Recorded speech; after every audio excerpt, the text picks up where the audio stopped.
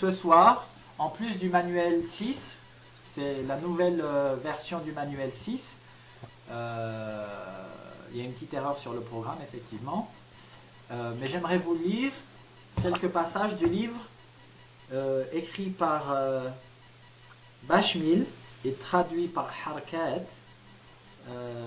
les campagnes du prophète. So this book is talking about the Ghazawat, the conditions under which the Prophet, peace be upon him, was fighting to defend his community when they were attacked by other tribes who did not like that kind of new Muslim community raising in Arabia in the 7th century. Donc ce livre parle principalement des Ghazawat, donc les campagnes militaires du prophète alayhi salatu wassalam, en tant que chef de tribu, qui défendait sous certaines conditions, dans certaines conditions, qui défendait sa communauté contre d'autres tribus arabes qui à l'époque les attaquaient parce qu'ils n'étaient pas contents de voir une telle diversité religieuse avec une communauté musulmane qu'ils n'avaient jamais connue auparavant, prospérer en dehors des limites de ce qu'ils considéraient comme étant leur tradition. But before that, I would like to go to ethical religious concepts in the Quran from Isutsu. Avant ça, j'aimerais revenir au concept éthico-religieux dans le Coran, le livre de Isutsu. So 2 weeks ago, we have talked about the first chapter of this book. We have been through the fact that Isutsu was doing an exegesis of the Quran by the Quran itself. So he was trying to understand what this or that word, as someone working on epistemology, the meaning of words and the meaning of knowledge and so on, he was trying to understand precisely as possible, what does the Quran meant for the people of that time, 7th century Arabia. Ok, donc dans le premier chapitre de ce bouquin que nous avons revu il y a 2 semaines, on a vu que Isutsu travaille sur la question de l'éthique, de l'épistémologie et l'étymologie, donc l'origine des mots et la signification des mots, de la connaissance, des concepts intellectuellement parlant, qu'est-ce que ça voulait dire quand le Coran parlait de tel ou tel sujet, qu'est-ce que ça voulait dire pour les Arabes de l'époque. Donc il essaye de revenir à la racine des mots, à l'origine des mots pour vraiment être le plus précis dans l'exégèse qu'il peut faire de tel ou tel terme, de tel ou tel concept éthique, en l'occurrence, dans le Coran. We have seen mainly, first chapter, a lot of very interesting information. You can re-listen to the dars on YouTube, on our website also. But we saw mainly that for him, it was important to stress out that the representation of what is ethical, what is good and bad, was not the same thing for the first Muslims and for the modern and postmodern contemporary Muslims. That's very interesting, because when you look at their understanding of bad and good, it doesn't make the same. They didn't have the same explanation through the Quran than the one that we have nowadays as Muslims or as European citizens or citizens of other countries in the world. Donc il y a eu beaucoup d'informations très intéressantes dans ce premier chapitre, et on avait vu, c'est ça qui m'intéresse le plus pour cette séance aujourd'hui, on a vu que selon Isutsu, d'après son analyse, la représentation que les premiers musulmans avaient du bien et du mal n'était pas la même que celle qu'on a aujourd'hui. Déjà, ça c'est un point fondamental qu'il faut comprendre. Ils n'avaient pas la même représentation du bien et du mal. Et donc forcément, la façon dont ils appliquaient l'éthique, la morale, la justice, n'était pas la même. Donc ça, c'est vraiment l'information la plus importante de ce premier chapitre. Isutsu go all the way to say that the border between good and bad, ethically and also in terms of justice, was not that clear, was not as clear as it is today.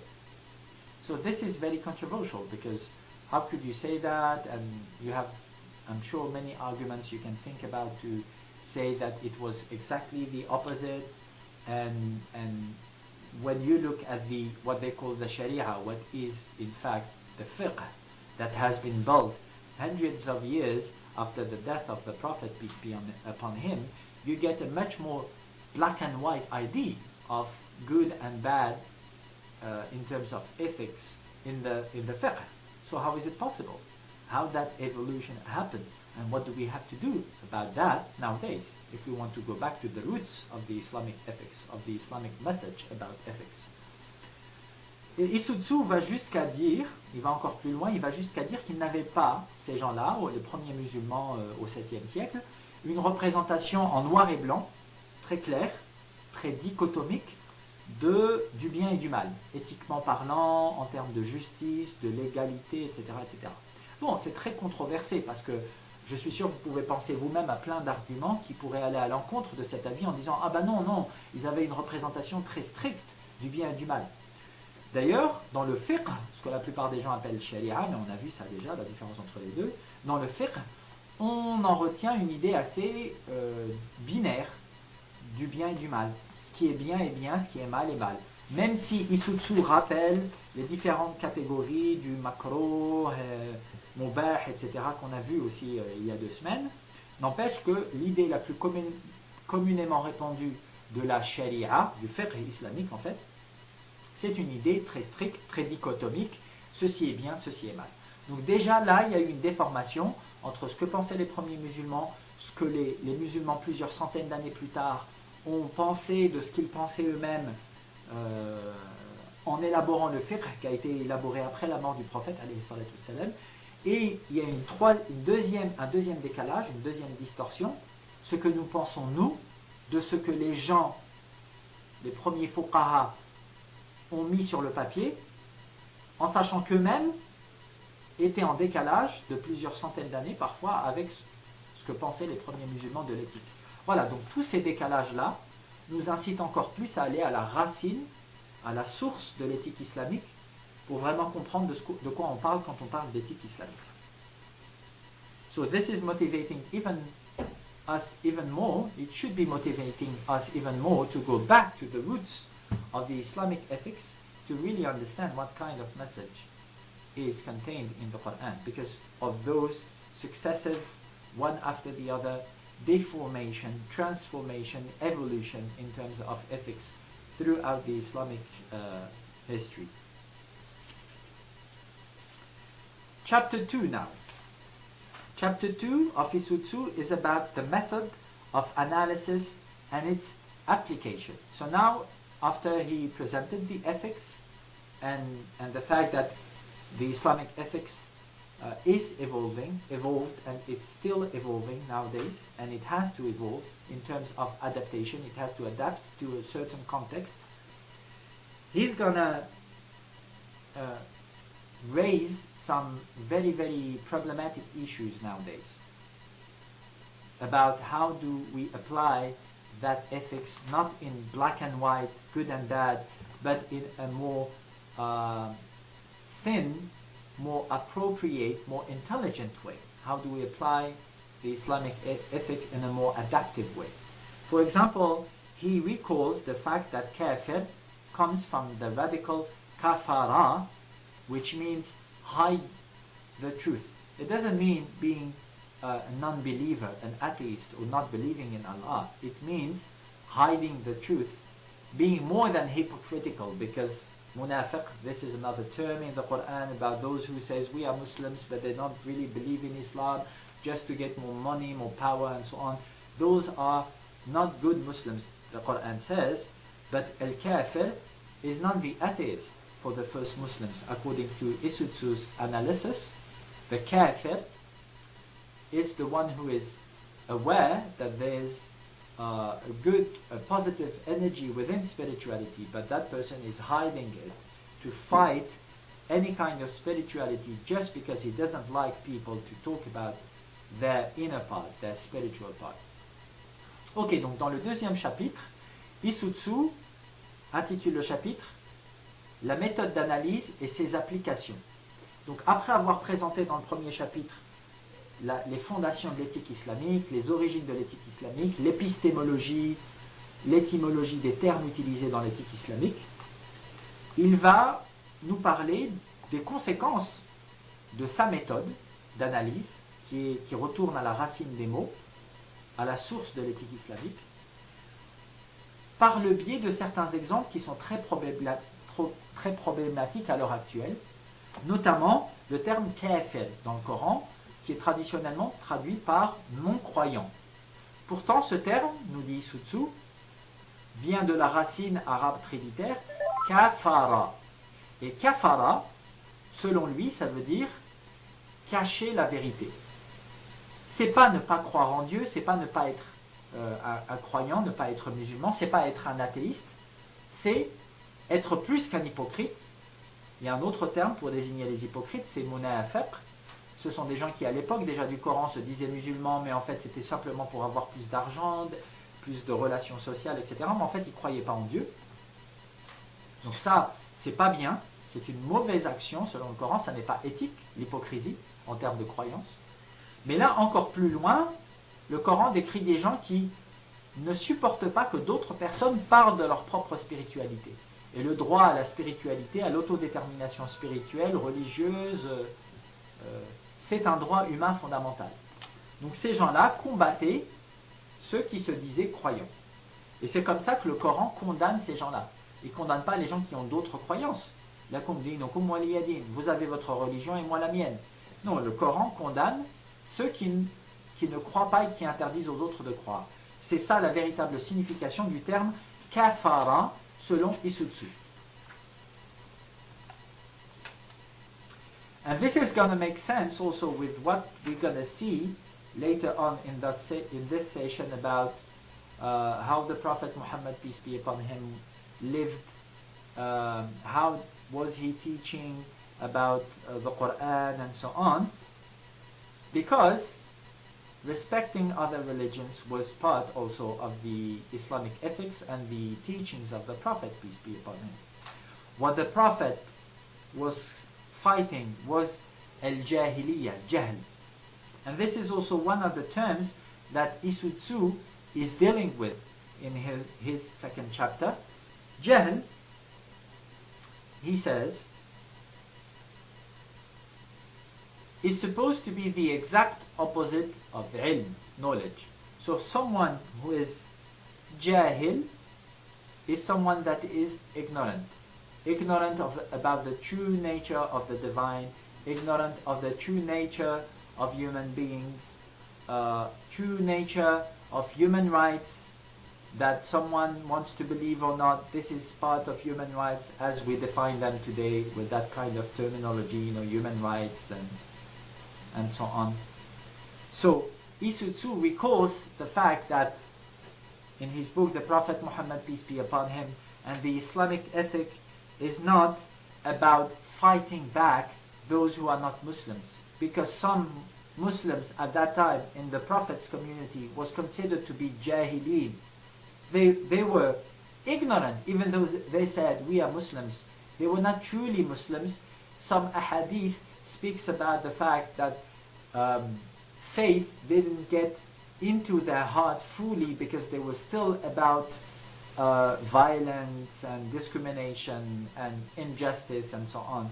So it's jahiliyyah is not about believing in Islam, believing in Allah or whatever, and not believing. It's about being a good human being, fully conscious of your own nature and other people's rights. Ok, donc cette question de la diversité des spiritualités est très importante par rapport à ce qu'on va dire tout à l'heure, parce qu'effectivement dans l'histoire du prophète alayhi salatu wassalam, Sira Nabawiyya, c'est ce qu'on va voir aussi, la façon dont le prophète alayhi salatu wassalam a porté son message, l'a propagé, a enseigné aux gens à propos de l'éthique islamique. C'était pas en imposant, mais c'était justement en respectant les autres croyances, ce qu'il combattait.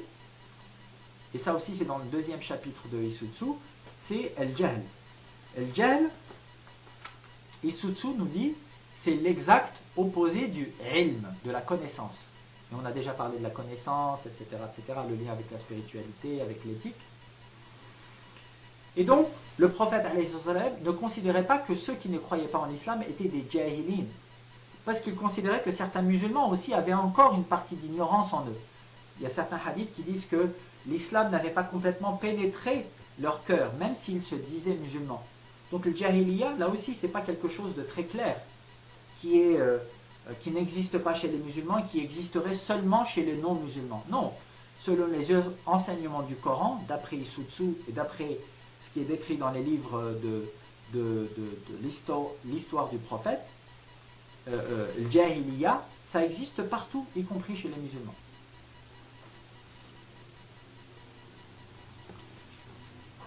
What Isutsu says, page 29 in his book, he said, first, the Jahiliyyah was considered by Muhammad and his companions not as a period of time that had now passed away, but rather as something dynamic, a certain psychological state apparently driven away by the new force of Islam, but surviving secretly even in the minds of believers, ready to break in at any moment upon their consciousness. That's very interesting, because then, once again, their representation of human psychology, of ethics, of justice, of faith was much more complex than the dogmatic one that some so-called Islamists are trying to push forward nowadays, putting that so dichotomic, so straight, so clear line between Muslims and non-Muslims, trying to separate people between in between communities, splitting communities, saying that Muslims are different, are better than Muslims, and so on. Isutsu go back to the roots of Islam, of the Islamic ethics, and he is helping us to prove that that kind of discrimination between Muslims and non-Muslims has nothing to do with Islam. Ok, donc Isutsu, page 29 à ce sujet, nous dit quelque chose de très intéressant. Il nous dit Al-Jahiliya, donc l'ignorance, n'était pas considérée par Mahomet, alayhi salatu wassalam, et ses compagnons, comme une période de temps qui était révolue à leur époque, mais plutôt comme quelque chose de dynamique, un certain état psychologique, en apparence effacé petit à petit grâce à l'islam, cette nouvelle force, mais qui survivait secrètement, y compris dans l'esprit de certains croyants, et qui étaient prêts, cet état psychologique d'ignorance, qui était prêt à ressurgir à n'importe quel moment dans leur conscience. Donc là encore, il ne s'agissait pas, l'éthique islamique n'était pas faite, les enseignements du Coran n'étaient pas faits selon le prophète, alayhi salam, pour séparer les gens en deux, au sein d'une même communauté, au sein d'une même famille, en tant que croyants d'un côté, non-croyants de l'autre, mais même à l'intérieur des cœurs et des esprits des musulmans, de ceux qui se disaient musulmans, le prophète et les compagnons du prophète, alayhi salam, considéraient qu'il y avait encore une part d'ignorance. Donc l'éthique islamique est un des outils qui nous permet de combattre l'ignorance et les discriminations et la violence, mais ça n'est pas l'outil ultime. C'est ça que nous dit Isutsu, d'après les enseignements du Coran.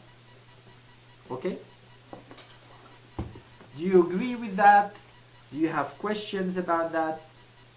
Est-ce que vous êtes d'accord avec ça? Est-ce que vous avez des questions par rapport à ça? Anwar, welcome, salam. Do you have questions about that? Salam. I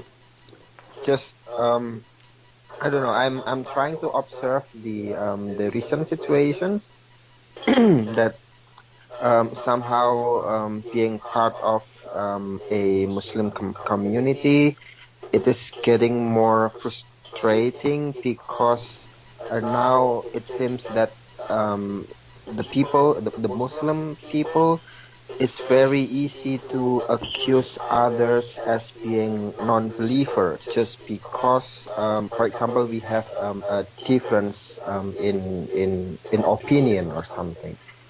So when you quote the book that basically the Jahiliyah mentality is still deep down and that it can break out anytime.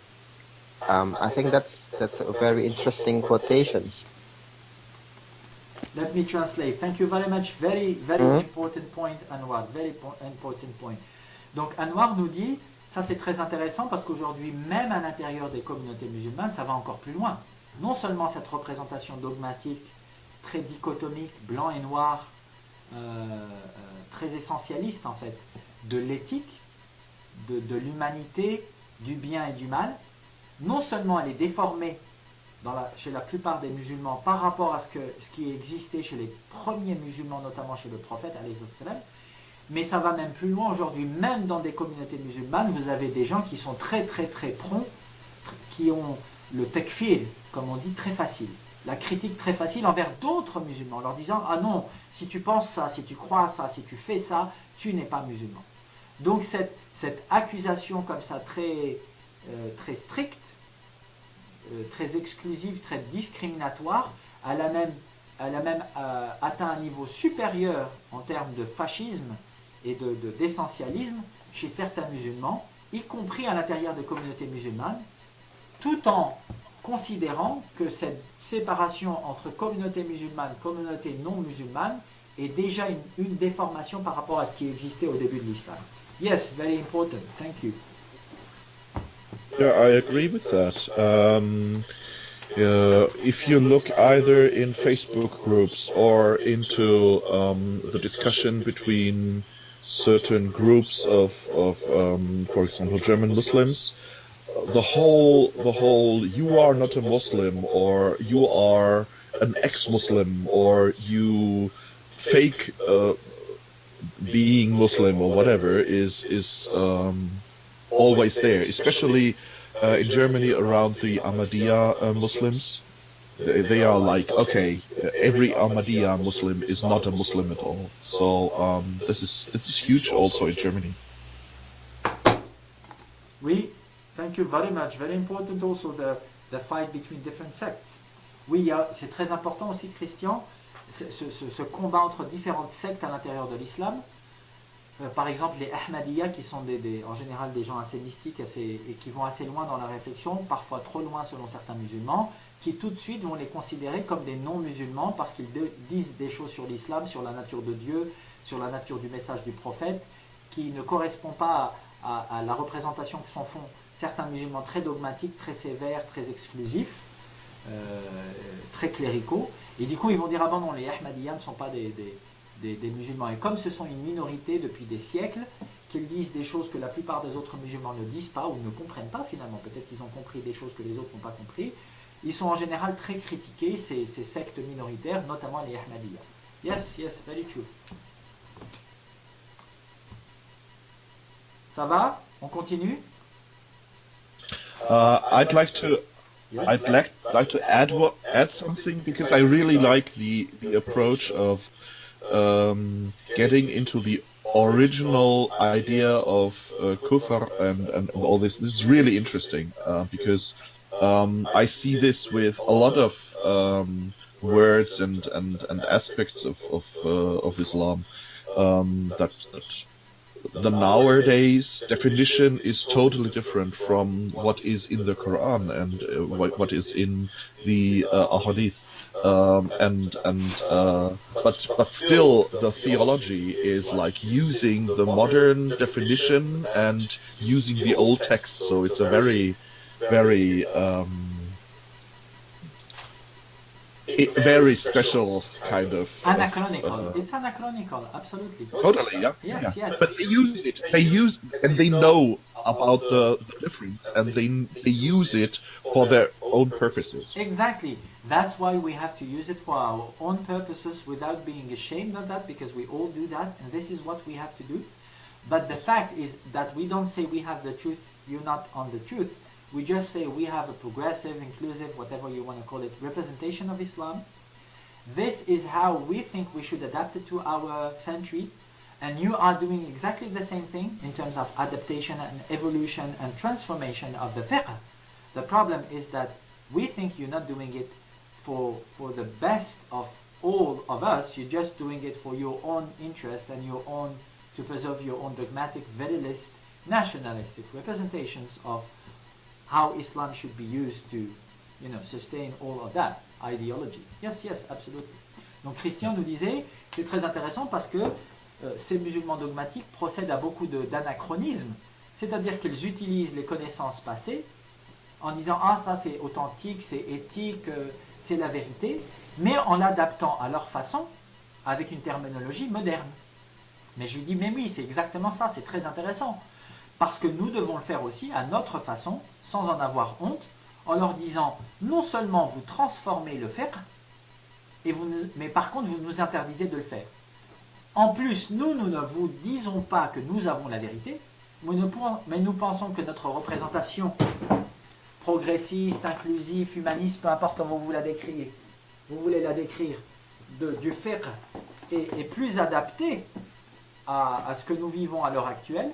Et en plus, nous essayons de le faire pour le bien-être du plus grand nombre et pas simplement pour soutenir nos intérêts économiques ou notre virilisme ou notre nationalisme ou des intérêts politiques ou idéologiques divers, ce qui est votre cas à vous.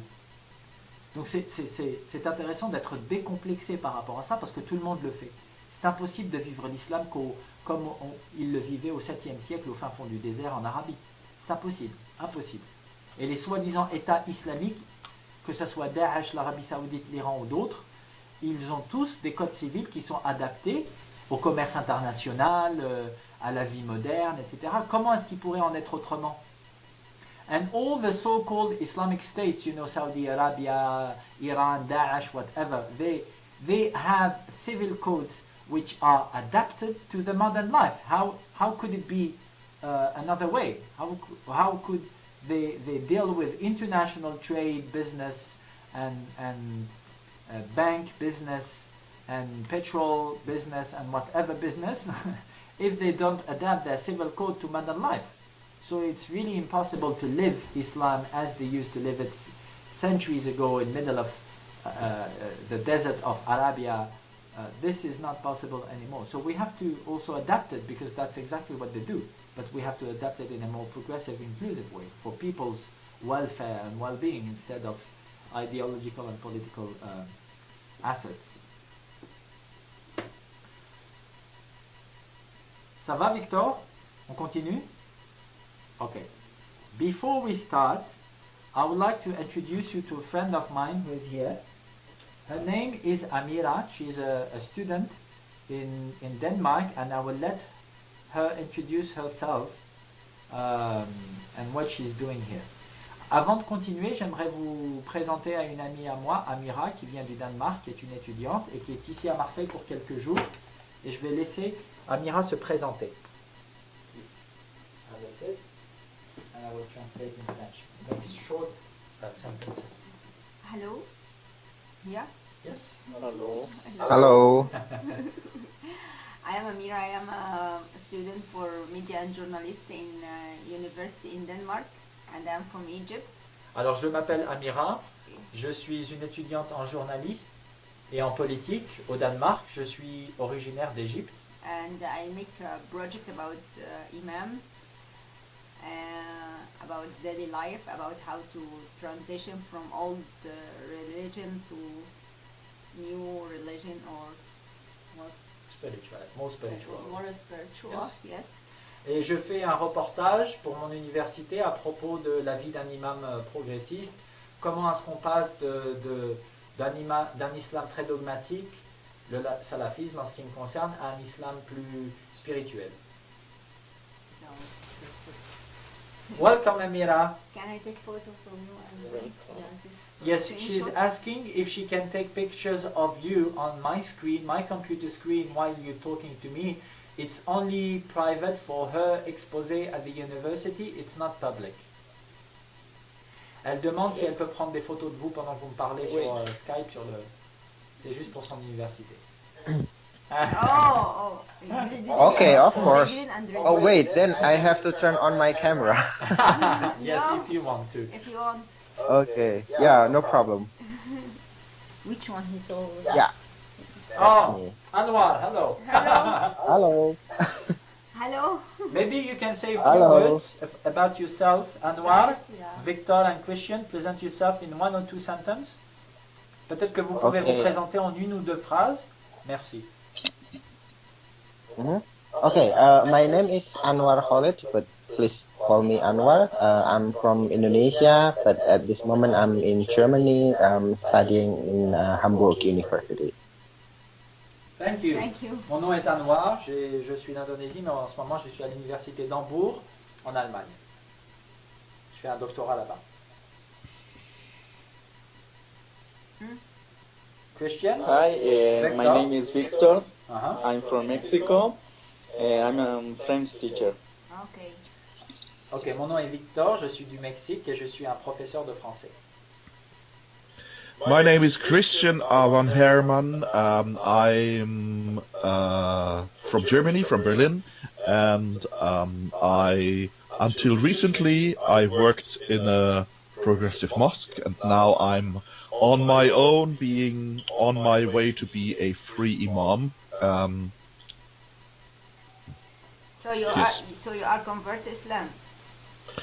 I'm a convert, yes. Yes. Okay. And you also, Victor? Yes, Oh. I'm a student in Al-Azhar University Al-Azhar. in Cairo. It's in Cairo? Yes, Oh. Oh, you speak to my heart now. Yeah. So you can eat kosher and Abu Tariq. kosher. I like kosher. I have no idea what kosher is. Ok, donc Christian a dit que c'était l'un des imams de la mosquée progressiste de Berlin, qu'il est allemand, converti à l'islam, et qu'aujourd'hui c'est un imam indépendant qui travaille surtout sur la question des queer muslims, des queer musulmans, des LGBT musulmans. So can I ask question? This is not for my project, but how you convert to Islam or what you? Maybe we can talk about that later. Yes, Okay. yes. Because I need to finish the class, but you can have their contacts. Yes. I will ask Nice. them. Yes, yes. Is it okay if I give her your contacts on Facebook? Oui, c'est possible. Yes, Okay. Yes, of for course. sure. Yeah. Yes. Excellent. Thank you so much. And is it okay if I keep your resume of your life and who you are on the YouTube video, or do you want me to cut the sound and not to put your personal details on the video? It's going to be public, this one. You mean what we just said? Yes, what you just said about yourself Oh. is going to be on YouTube if I don't take it off. I can take it off, it's fine. No, I'm okay with that. Anwar, you okay with that? I'm completely fine with that. Ok. Victor, ça va? Yeah. Je laisse tes informations aussi? D'accord, parfait. Yes. Ok, donc, j'étais en train de vous parler du fait que Jahiliya existait aussi chez les musulmans. Donc cette idée que les premiers musulmans étaient très dogmatiques, un peu fascistes, et qu'ils excluaient de leur communauté tous ceux qui n'étaient pas musulmans exactement comme eux, et tous ceux qui ne croyaient pas en Allah, en l'islam, etc., c'est une idée reçue, c'est un préconçu, c'est du dogmatisme, du nationalisme, du tribalisme au sens nationaliste, au sens freudien du terme. On a déjà vu ça par le passé. Et donc, Issoudsu donne l'exemple du Coran. Comme je vous ai dit, il fait l'exégèse, l'explication du Coran, l'interprétation du Coran par le Coran lui-même. Donc il va justifier son point de vue tout au long du livre, notamment avec un verset du Coran qui dit qu'il y a une forme de jahiliya qui existe encore dans le cœur de ceux qui se disent musulmans. Dans le cœur de ceux qui se disent musulmans, il y a de l'arrogance, tout spécialement quand Dieu, Allah, a envoyé sa paix dans l'âme de son prophète et l'âme de ceux qui croient, et qui leur a imposé la tolérance, le respect, enfin la modération. Et ce sont ces caractéristiques la modération, la paix, l'acceptation de l'autre, qui sont le véritable pilier de l'éthique islamique. Donc vous voyez ici, les premiers musulmans se posaient les mêmes questions que nous, en termes de tolérance, d'inclusivité, d'évolution, d'amélioration de la société.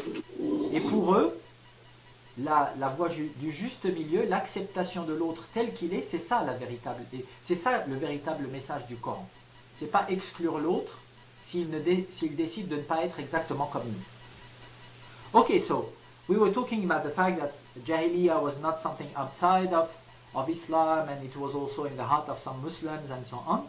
So the first Muslims were asking themselves the same questions about that, the same questions that we are asking ourselves about intolerance, exclusion, discrimination, violence. And the Quran, as I said, is doing the exegesis, the explanation of the Quran by the Quran itself. So there's many verses in his book to justify his point of view, and he recalls that verse of the Quran when God says, "When in the hearts of those who persist in unbelief arouse the characteristic arrogance, the arrogance of Jahiliyyah, then God sent down His peace of soul and upon its messenger and upon the believers, and imposed upon them the formula of self-restraint, for that was most befitting to them, and they were most suited for that."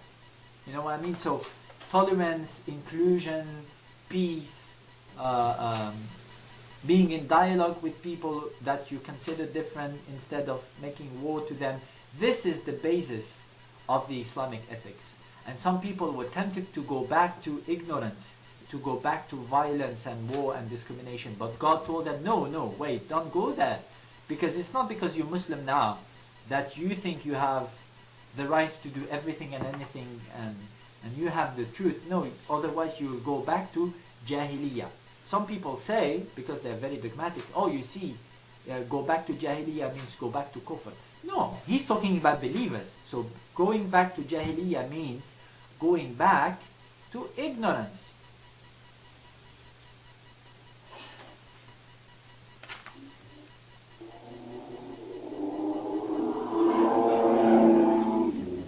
If you can cut your sound, please, when you're not talking. Si vous pouvez arrêter votre micro quand vous n'êtes pas en train de parler, parce qu'il y a un peu de bruit là de la voiture. And this was the verse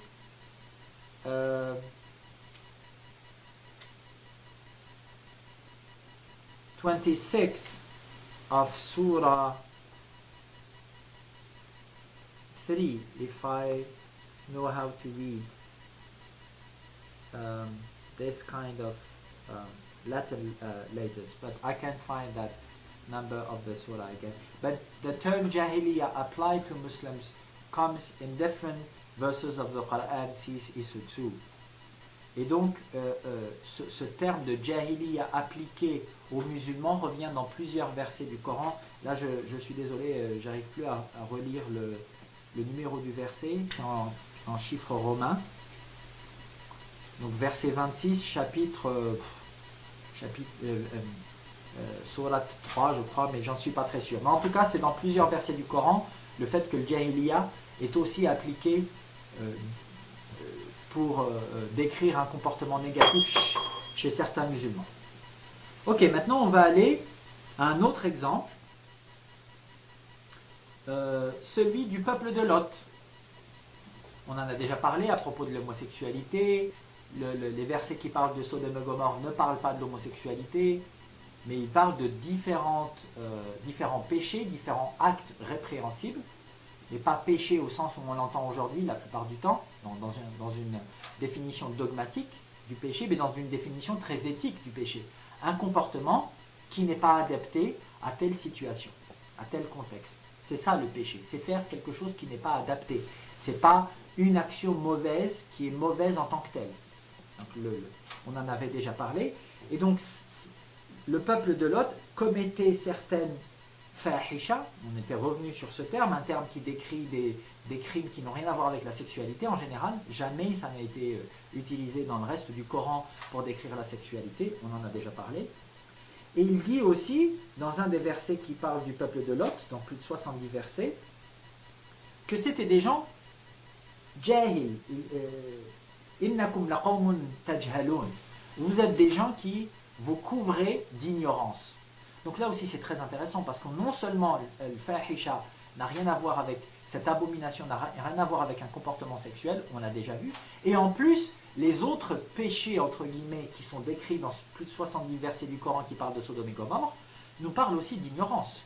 Donc là aussi c'est pas, à moins de croire que tous les homosexuels sont des ignorants, c'est pas d'homosexualité dont on parle, mais on parle d'ignorance, le fait que leur comportement n'était pas adapté en termes d'éthique. Ils faisaient plus de mal que de bien, ces gens-là. C'est ça qui est, encore une fois, condamné dans les actes qui sont décrits et attribués à Sodome et Gomorrhe. Innakum laqawmun tajhalun. Vous êtes un peuple qui vous couvrez d'ignorance. Ça, c'est un de leurs péchés. Ils sont ignorants de la nature humaine, des droits de l'individu. Ils volent, ils pillent, ils refusent l'hospitalité à des voyageurs au milieu du désert. Ils violent des étrangers, etc., etc. Donc, non seulement ils étaient très peu hospitaliers, et en plus, ce manque d'hospitalité était basé sur l'ignorance que ces gens-là avaient de la nature humaine, du respect d'autrui, de leur propre nature humaine à eux. Okay, so there's another verse in the Quran that is also quoting the story of Sodom and Gomorrah, which is very interesting because we've been through also that before in previous darses, previous sessions together. And there's one verse saying, إِنَّكُمْ لَقَوْمٌ تَجْهَلُونَ. You are a people that is ignorant, acting in an ignorant way. This is very interesting because we've seen, and Isutsu speaks about fahisha, abomination, a term that is describing a crime, a sin, not a sin in terms of this is bad, in terms of this is, not adapted to this context. So even the concept of sin has to evolve. It's not something bad per se, it's an action that is not adapted to this or that context. Despite what dogmatic people consider a sin, because they say a sin is this, and this is always a sin, no matter the context and so on. So that representation of the sin is not dynamic, is not intelligent, it's ignorant, it's jahil. They have some ignorant representation of sin, of jahl also, and of fahisha, because as we've said before, it's never used in a context of sexuality. It's never used to describe a good or bad sexual intercourse, fahisha. It's always about something else, about social relations. We talked about that before. And now there's even another argument saying that it's not about sexuality, what is the crime of Sodom and Gomorrah, people of Lot. It's about social relations, because that verse of the Quran says, إِنَّكُمْ لَقَوْمٌ تَجْهَلُونَ, which means that those people have an ignorant representation of human rights, of social relations, when they refuse hospitality, when they are pirates, thieves, when they are raping strangers, and so on and so forth. They are ignorant of their own human dignity and other people's dignity. You know what I mean? They don't respect themselves and they don't respect other humans' rights.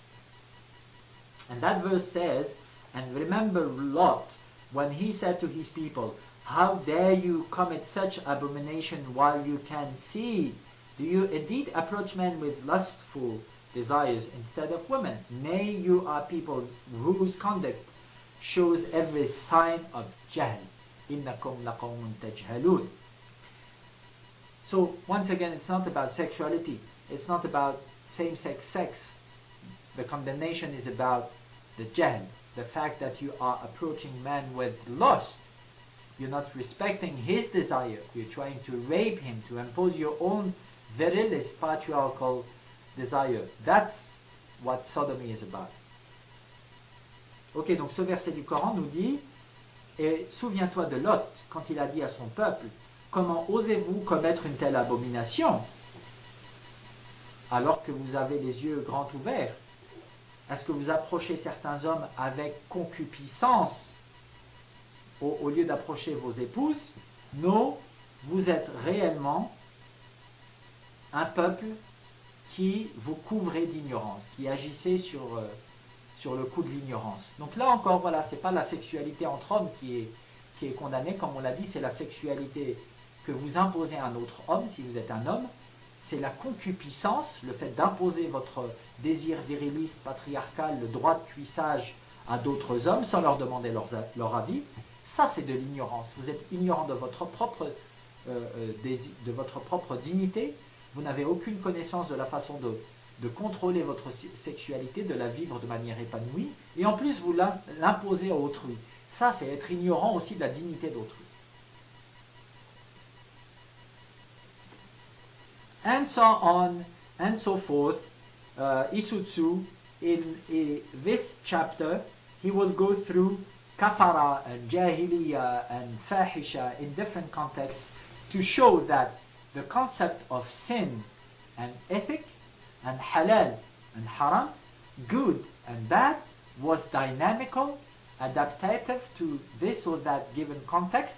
It was not essentializing, it was not black and white, it was not dogmatic. Good was defined in terms of social context and human characteristics, human personalities and desires and gender and sexualities and whatever, human diversity.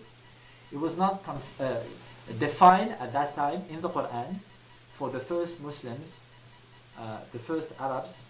It was not defined good and bad and ethics and halal and haram and so on in terms of political dogmatism, ideological dogmatism. That's very important for us.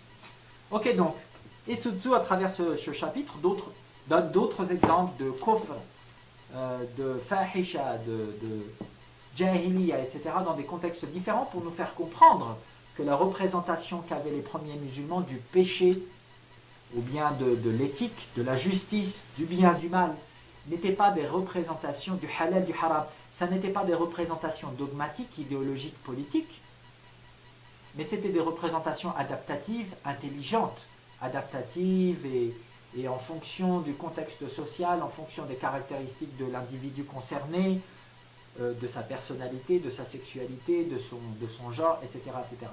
Vous comprenez?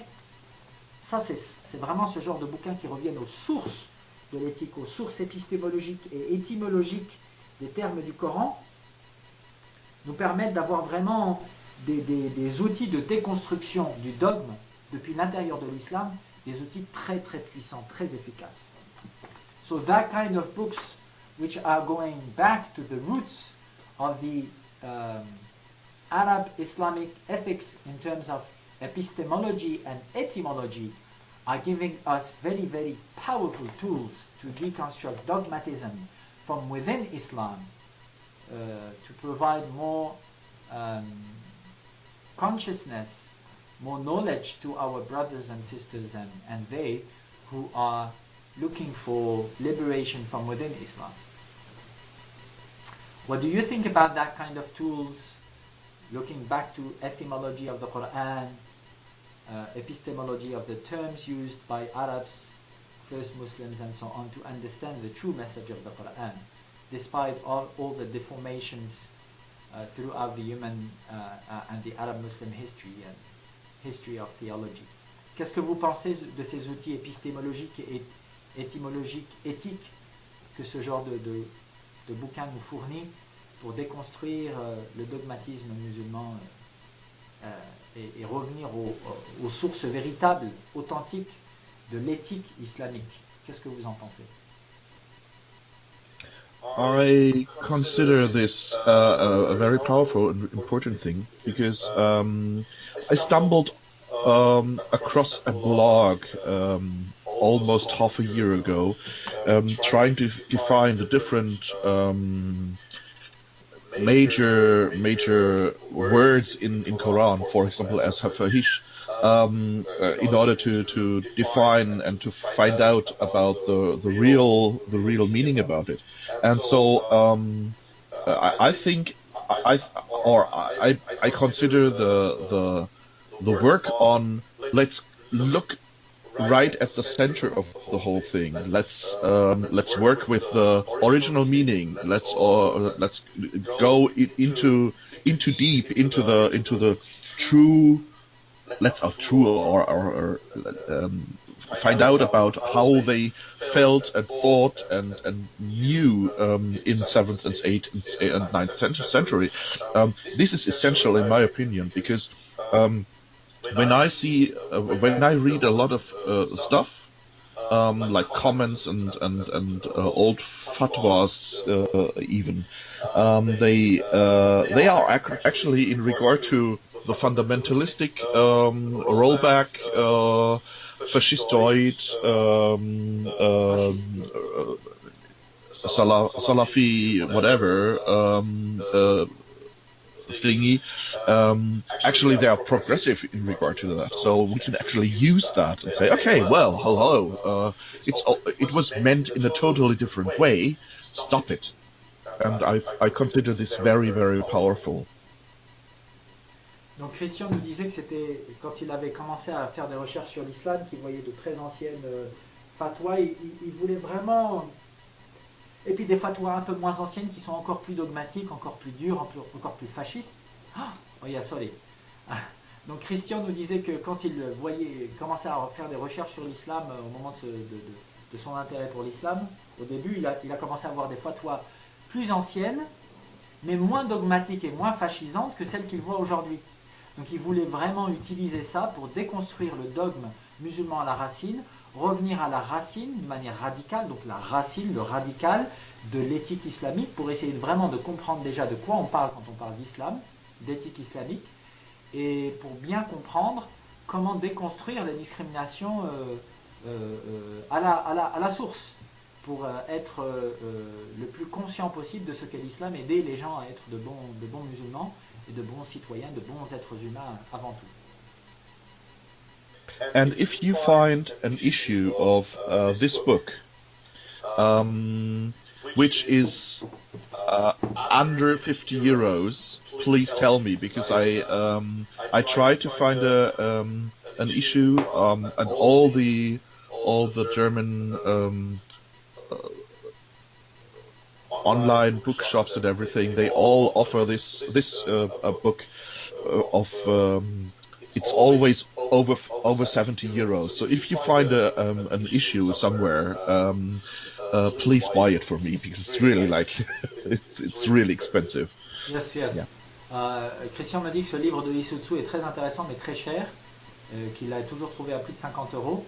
Donc si quelqu'un trouve une version du livre moins chère, il peut lui acheter et lui envoyer, et puis il lui donnera l'argent ensuite. I have to say, I think it's online on PDF for free. And in any case, I think you can find it second hand through Amazon or whatever website you use. So I will check for you, but I will see that. Yeah. I can buy it on Amazon in Germany for in used, but it still is 72 euros or something like that. Is it? Wow. It's insane. Yeah. It's totally insane. Other books in regard to Islamic teaching as well, but this one is really like special expensive. So if you would find an online link, I would not say no. Okay. Victor Anwar, all is fine? It's okay? Oui, it's okay. Ça va. Ok.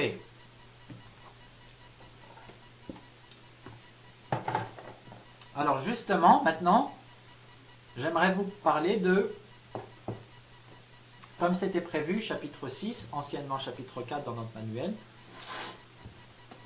de deux livres qui parlent, trois livres en fait, de Sira Nabawiya, de l'histoire du prophète alayhi salatu wassalam. Le premier, c'est le livre qui s'intitule Muhammad, l'ultime joyau de la prophétie. Je vous le montre à l'écran là. C'est un livre qui a été écrit par Safiou ar-Rahman al-Mubarak Fouri. C'est un théologien très traditionnel, très conservateur, d'origine indienne, un juriste shafi'ite. Il est historien aussi.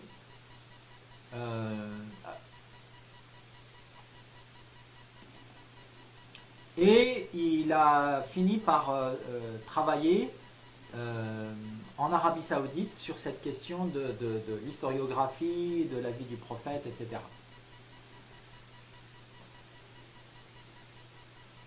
Il a fait sa formation dans une madrasa salafiste en Inde. Il a enseigné pendant 28 ans dans diverses universités, madrasa et écoles en Inde. Et ensuite, il a obtenu un poste à l'université islamique de Médine en Arabie Saoudite où il a travaillé pendant plusieurs années. Il écrivait en ourdou et aussi en arabe. Donc c'est quand même une représentation peut-être un peu trop panégyrique, un peu trop flatteuse, un peu pas assez objective de l'histoire du prophète, alayhi salatu wassalam, où l'auteur peut-être ne retient que les points les plus positifs, mais c'est quand même intéressant de voir ce que les dogmatiques ont en tête, quelle représentation ils ont du prophète, alayhi salatu wassalam, et de voir quand même que malgré le fait qu'ils sont très très virilistes et fascisants, etc. Par ailleurs, ils ont quand même, ils arrivent à avoir une représentation assez politiquement correcte de la vie du prophète, qui n'a rien de particulièrement choquant, et qui de toutes les façons doit être remise dans son contexte. Ce qu'ils ne font pas assez peut-être, certainement même, mais ce qu'on peut faire. Donc il y a des éléments des hadiths et certaines interprétations de certains versets du Coran qui peuvent être très utiles là-dedans. Mais rien de comparable, je veux dire, avec ce que fait Isutsu en termes de déconstruction, de reconstruction radicale, terme après terme, en termes d'épistémologie et d'étymologie du Coran. Un autre ouvrage que dont je voulais vous parler, c'est As-Sira an-Nabawiyya. Alors ça, c'est vraiment un incontournable de Ibn Kathir. C'est un des livres, en termes d'histoire de la vie du prophète, les plus vendus depuis des siècles. Un des livres les plus connus qui décrit la vie du prophète, alayhi salatu wassalam. Donc je vais vous dire simplement quelques mots sur l'auteur. Ibn Kathir était un juriste shafi'ite, traditionniste arabo-musulman et historien. Il est né en 1301 à Basra, au sud de la Syrie. Il est mort en 1373 à Damas. Il a étudié auprès de son cheikh, ainsi qu'auprès du cheikh Ibn Taymiyyah à Damas, de l'école hanbalite pendant la période mamelouk en Syrie. Il faut savoir que Ibn Taymiyyah, c'est un des piliers de l'idéologie salafiste, même s'il était lui-même hanbalite, et que beaucoup de Saoudiens sont hanbalites, mais qui sont quand même très très salafistes, très wahhabites, et que les origines du salafisme, qui se dit en dehors de toute secte, authentiquement relié à la tradition musulmane des origines, etc., l'origine du salafisme, la plupart du temps, c'est quand même le hanbalisme. C'est une forme d'hyper-dogmatisation, d'hyper-nationalisation du hanbalisme saoudien qui s'est transformé ensuite en wahhabisme et en salafisme international. Si on veut résumer les choses de manière vraiment très schématique. Mais disons que voilà, Ibn Taymiyyah et Ibn Kathir, là vous avez une bonne illustration des racines de l'idéologie salafiste wahhabite à l'heure actuelle, qui trouve ces racines en partie, qui plongent ces racines en partie dans la représentation qu'ils avaient de la vie du prophète, qu'ils ne remettent pas en question, en contexte, qu'ils ne questionnent pas non plus d'un point de vue éthique, et qu'ils idéalisent, ça c'est sûr.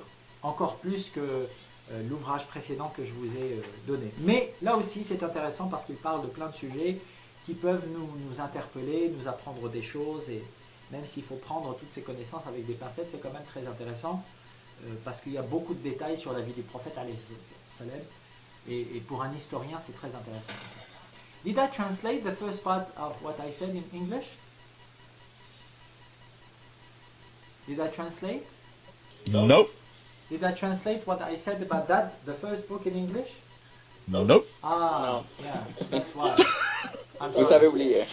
You can make it quick, it's not a problem. Yeah, no, I'm sorry. And one Christian. Okay, so the first book I wanted to talk to you about, did I say that in English? No. Okay, very good. The first book I wanted to talk to you about tonight, after the first part of this dars, is about Muhammad, the ultimate gem of prophecy. That's the name of the book, from Saif al-Rahman al-Mubarak Furi. That sheikh is, oh gosh, I closed his page, no way, no problem. That sheikh was born in India. He was teaching in Urdu and Arabic. He was a teacher for years in different madrasas. He was a Salafi, different madrasas and so on in India, and then he finally had a position as a teacher in Saudi Arabia at the famous University of Mecca, I think, Medina, sorry, Medina Munawwara. So this book might be a bit too optimistic, too dogmatic, too ideologic for sure, but there is plenty of details about the life of the Prophet that you don't find elsewhere. And even though I could recommend that book, even though you have to take it with a lot of precautions when you read it, but it's very interesting in terms of knowledge, in terms of historiography. So there's many things that you can reflect upon in this book in terms of ethics and teachings of the Prophet, peace be upon him. Another book that you also have to be careful with, but this is a famous book, As-Sirah Nabawiyya from Ibn Kathir, with a lot of details about the life of the Prophet, peace be upon him. So in terms of historiography, it's even richer and perhaps less ethical, less ideological, but still you have to be very cautious about that kind of books that you find everywhere in Muslim libraries throughout the world. Ibn Kathir was a jurist, was a lawyer, and a historian. That's why also it's very interesting, that book. He was born in 1301 in Basra, in Syria, and he died in 1373 in Damascus, where he's buried nearby one of his teachers, Ibn Taymiyyah. And you have to know that Ibn Taymiyyah is one of the pillars of the Salafi ideology. He's one of the best sheikh according to Salafi scholars. They love him very much because he was very, very dogmatic and very strict. He was calling to kill homosexuals. He didn't like Jewish people. I mean, you can imagine all of that. He never got married. Maybe he was, some people say he was closed up homosexual himself. I don't know. I don't really care. All I know is that he was very strict, very dogmatic, very exclusive, not at all inclusive. And yeah, Ibn Kathir is one of his students. So you can imagine that ideologically, I mean, in terms of history, maybe his book is very interesting. In terms of ethics, I wouldn't go there. I wouldn't read that kind of books to learn anything from them. And even though Ibn Taymiyyah was a Hanbali, from the Hanbali sect, he is very, very much loved by Salafi scholars. Because, you know, even though Salafi scholars says we are from no sect, we are the authentic Muslims on the authentic path, using the authentic aqidah, you know, belief, ideology. The fact is that Salafism is rooted into Hanbali doctrine, Hanbali ideology, because, you know, in Saudi Arabia, most of Muslims are, and many Muslims are Hanbali.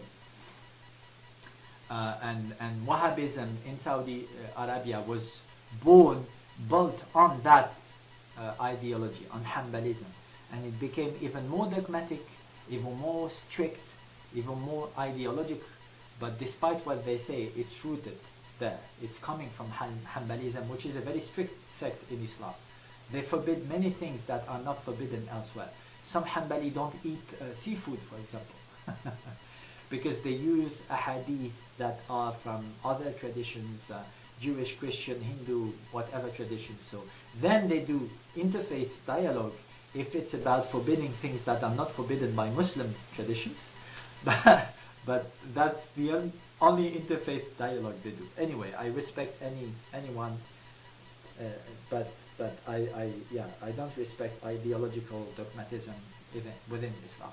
That's all I'm criticizing.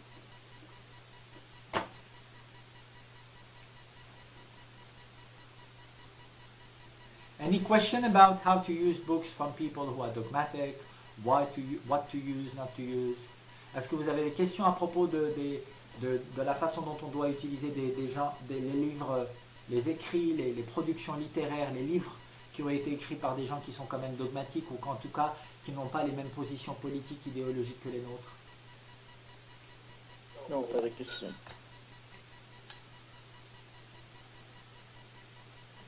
You know, we have the same debate nowadays in Europe about, for example, many different writers. For example, sci-fi writers. Some writers, 50 in the last century, were very racist, and they had the same argument to discriminate against black people or Arabs or whatever as being white people, as white people. The same description when they were writing down about non-white people, they used the same description to describe extraterrestrial life, alien peoples coming on Earth to fight humanity. You know, some people said they were very talented sci-fi writers, but unfortunately they were as racist with extraterrestrial races, peoples, that they were against black and Indians and Arabs and so on around them on Earth. So what do we do with those books? So some people, to make it short, some people say we have to read those books as sci-fi books. We don't have to judge it politically. But we have to be aware that that guy was a racist, and maybe some messages, some political message, if any, the political message in his book, if any political message, has to be rejected, has to be taken, dealt with very carefully. And I more or less agree with that, even though, yeah, this is an author that I don't read in any case, so this is not a problem for me.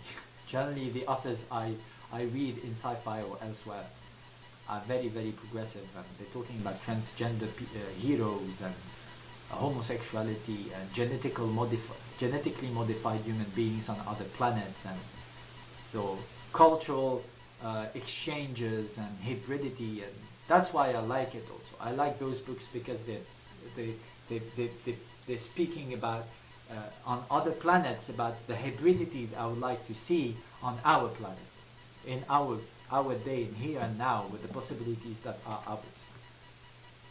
C'est un sujet qui est abordé aussi aujourd'hui par certains intellectuels qui nous disent, mais vous savez, il y a des auteurs de science-fiction qui, dans les années 50, le siècle dernier, décrivaient les Noirs, les Arabes, les Indiens de la même façon, de manière très raciste, très agressive, de la même façon qu'ils décrivaient les races aliens qui venaient attaquer les humains sur Terre. Donc en fait, ils utilisaient leur racisme envers d'autres ethnies pour s'en inspirer et décrire le racisme qu'ils avaient envers d'autres races extraterrestres qui venaient attaquer les humains sur Terre. Donc, qu'est-ce qu'on fait de ces bouquins? Certains vous disent, eh ben, il faut lire ces bouquins en tant que bouquins de science-fiction. On n'a pas besoin de les juger d'un point de vue idéologique ou politique.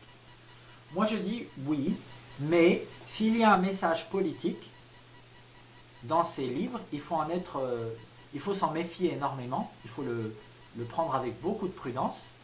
Parce que ce message politique, il faut être conscient toujours quand on lit ce genre de bouquin qu'il est inspiré fondamentalement par le racisme.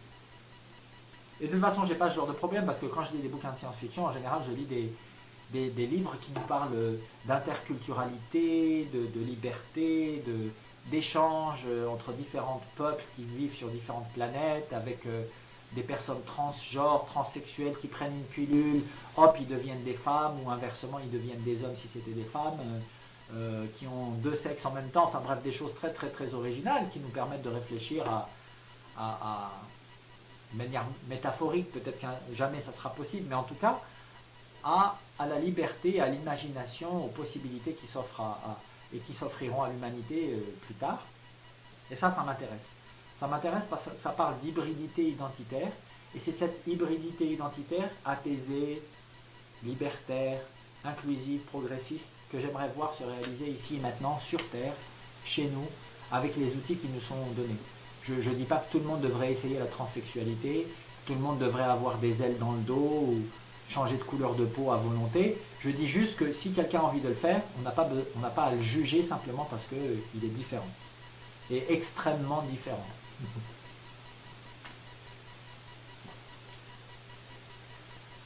What do you think about that? Do you have authors that you know they were racist or Islamophobic, and you still read them because they give you something intellectually that you don't find elsewhere? Est-ce que vous avez comme ça des auteurs que vous lisez alors que vous savez qu'ils sont racistes ou islamophobes ou homophobes, et malgré ça vous les lisez parce qu'ils vous apportent des éléments intellectuels que vous ne trouvez pas ailleurs? I tried to read Hubbard once, and that was really difficult because I couldn't stand it, because it was really so horribly racist and yeah, it's sometimes it's really difficult. Who is Hubbard? Sorry? Who is Hubbard? Hubbard was the founder of Scientology. He did also write a bunch of sci-fi novels, and actually the sci-fi novels are the basis of Scientology, of weird sort of other kind of space race and whatever. So it's, yeah, weird stuff, very weird stuff. So it's really another approach I had was, or is, with Dune, which is a positive thing, because Frank Herbert tried to implement and to use, let's say Arabic culture and also Arabic religion, like Islam, as a part of his books, and that's kind of interesting. That, in my opinion, this is like a positive example of an interesting approach, which actually helps me to progress. The other things are sort of like, I haven't read so many dogmatic preacher books yet, not yet. Yes. The only problem is that, many people go to libraries to learn about Islam, especially when they convert or they go back to Islam and they have no Islamic scholar in their family, and they discover all of that, like I did when I was 12 years old at the madrasa. The only madrasa available in my neighborhood was a Salafi one, or Muslim Brotherhood, so it's full of politics and ideology, one or the other. And some people, to go back to what you said about Frank Herbert, said that Star Wars was much more popular because it was less complicated intellectually. It was white and black and so easy to understand for everyone. And also some people say because Star Wars was not using Arab Muslim symbolism, to give life to his universe, to his sci-fi universe. And some people were a bit too racist, too Islamophobic, too afraid they find it too strange for them to read sci-fi where the author is speaking about a civilization in the stars, rooted in Arab Muslim Earth civilization centuries before. So yes. Donc Christian nous disait que lui il a lu des bouquins du fondateur de la scientologie, Harvard. Scientology. What? No, I don't hear you. Hubbard. H-U-B-B-R-A-D. Voilà, on peut retrouver ça.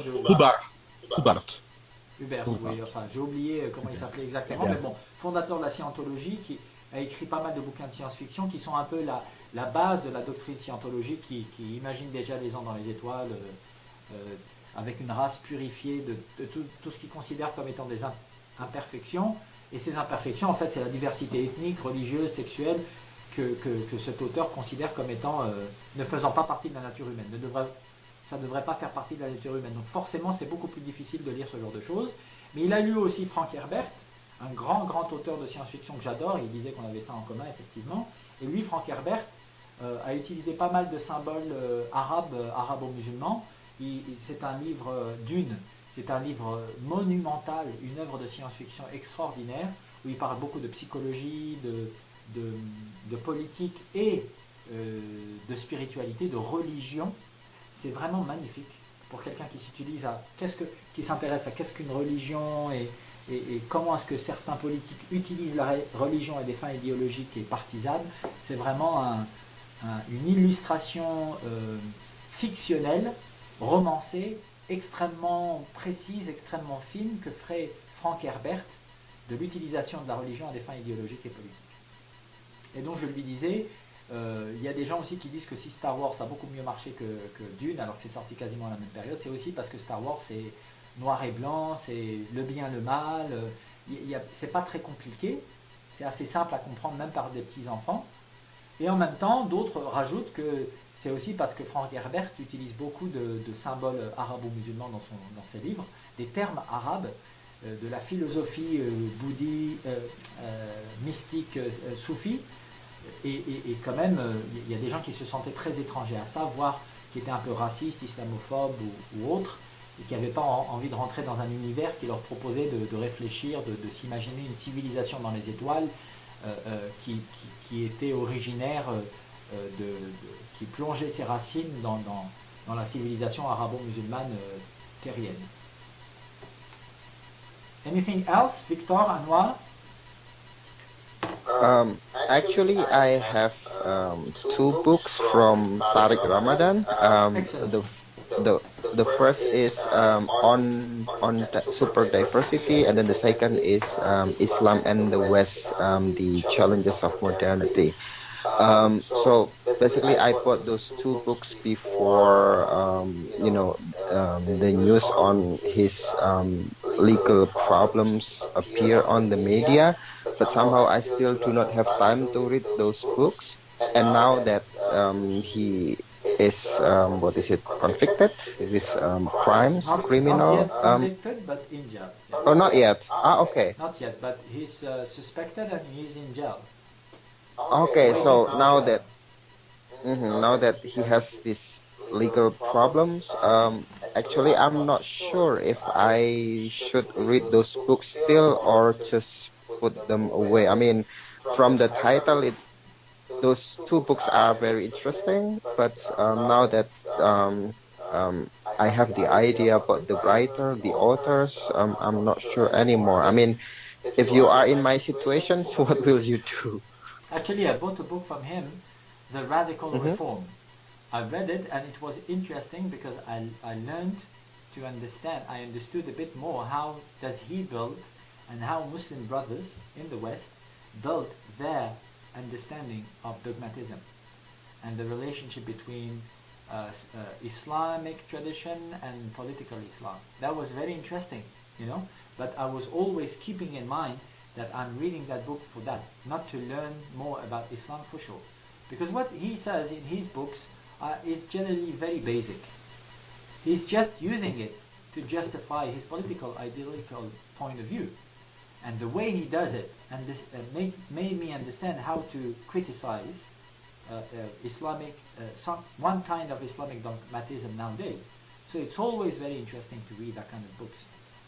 But as I said before in a previous session when I talked about that book, I told you that he is not saying anything new, and plus he's saying something about being inclusive and tolerance towards non-Muslims and atheists and so on, that he is contradicting in the end of the book, where he put a nice drawing, a nice figure, where he puts Islam at the top and knowledge and science and politics and everything else at the bottom of the figure, which means that for him, even though he says in the beginning of the book, we all humans, we all equals, we have to accept ourselves and dialogue with one another and so on, at the end he's still an Islamist, a nationalist, pan-Arabist, virilist, elitist, clerical Muslim, trying to justify that who he is the only way to be a very, very good Muslim, very good human being, and all the others